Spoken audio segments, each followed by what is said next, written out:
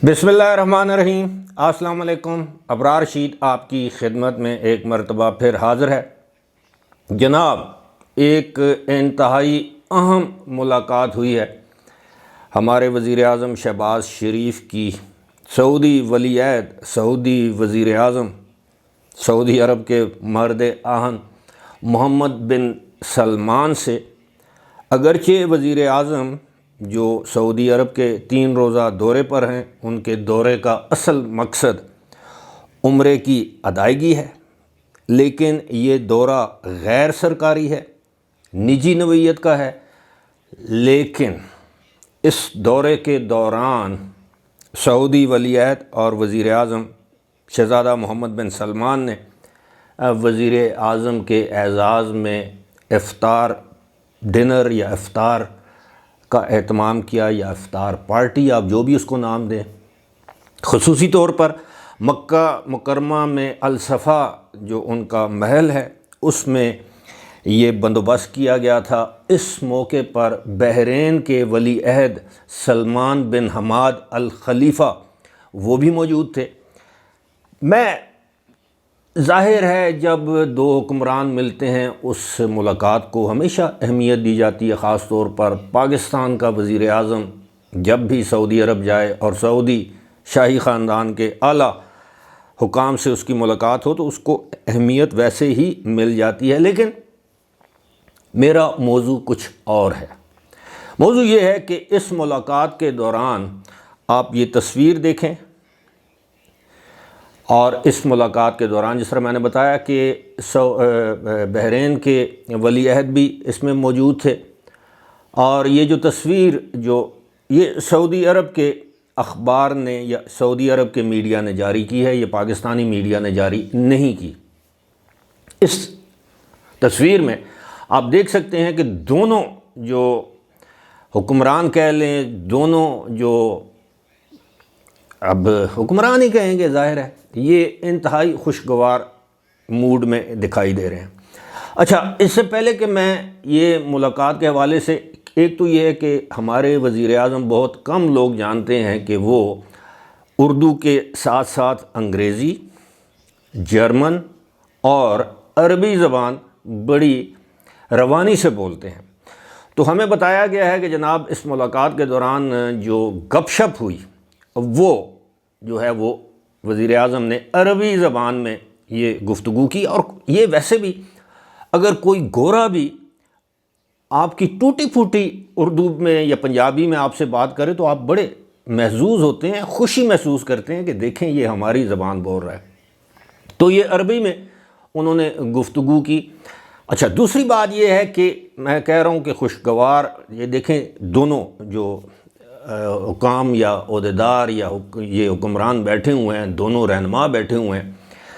इसमें मैं आपको एक बात बताऊं, ये मैं फ़र्स्ट हैंड जैसे कहते हैं, ये मैं ज़ाती तौर पर ये जानता हूं कि कभी भी जब दो हुक्मरानों के, चाहे वो दो सदर हों, वज़ीर आज़म या सदर हों, सरबराहान मुमलिकत हों, हुकूमत हों, बादशाह हों, जब दोनों की मुलाकात होती है तो अब यकीन कीजिए ये जो फ़ॉरेन ऑफिस में काम करने वाले लोग हैं, दफ्तर ख़ारजा में, या जो भी इस तरह की मुलाकातों में मौजूद रहते हैं, वो मेरी इस बात को इंडोर्स करेंगे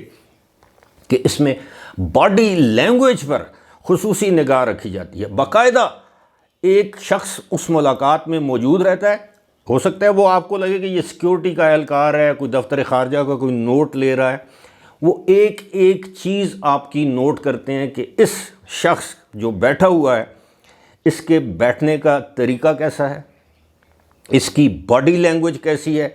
ये पुरएतमाद तरीके से बैठकर गुफ्तगू कर रहा है, इसके मैनर्स कैसे हैं, ये किस तरह मुस्कुरा रहा है, इसने कोई बेहुदा तरीके से टांग पर टांग रख के और जूते की जो तलवा है वो किसी दूसरे को तो नहीं दिखा रहा। ये सारी चीज़ें नोट की जाती हैं।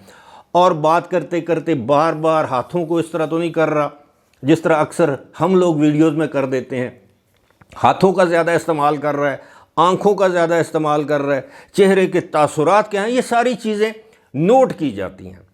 और फिर उसका तज्ज़िया किया जाता है, एनालिसिस किया जाता है कि इस बंदे की साइकी क्या है। आप समझ गए? जिस तरह आप किसी इंटरव्यू के लिए भी जाएं تو دیکھتے ہیں کہ یہ بندہ کتنا پر اعتماد ہے، اس کا بات کرنے کا سلیقہ کیسا ہے، اس کا انداز گفتگو کیا ہے، یہ کس طرح بیٹھا ہے، یہ مسکراتا ہے تو کیسے مسکراتا ہے، اس کے ہاتھ جو ہیں وہ اس کی زبان کا ساتھ دے رہے ہیں نہیں دے رہے، اس کی نگاہیں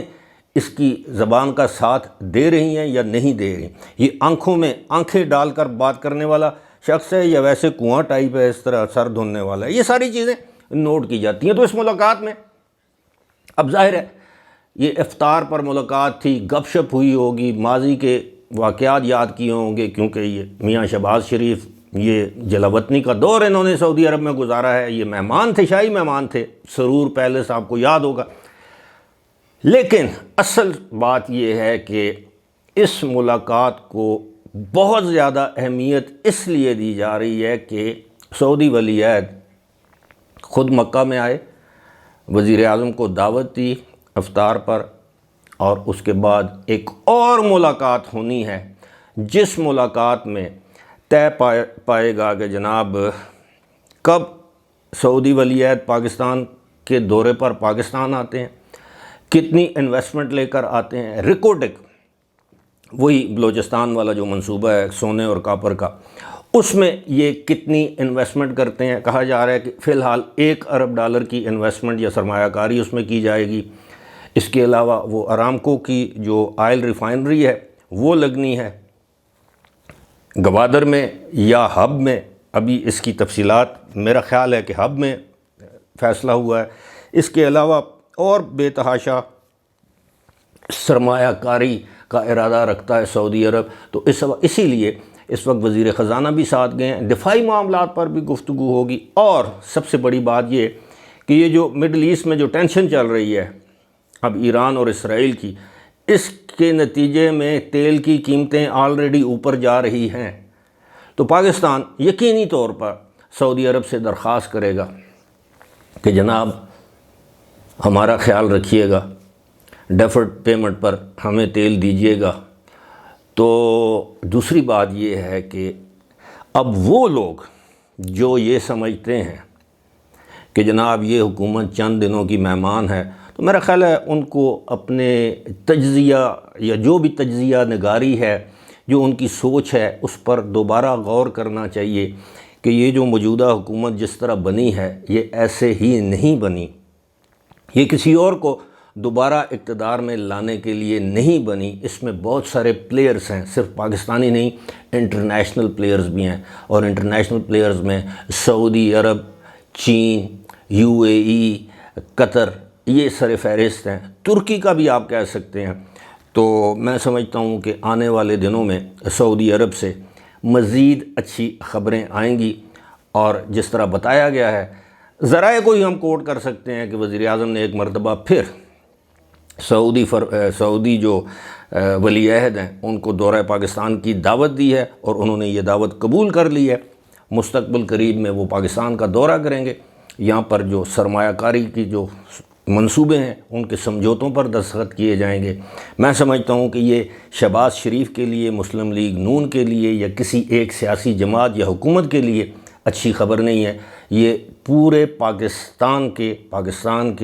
24-25 کروڑ جتنے بھی لوگ ہیں، یہ ان کے لیے اچھی خبر ہے۔ فی الحال مجھے دیجیے اجازت، خدا حافظ۔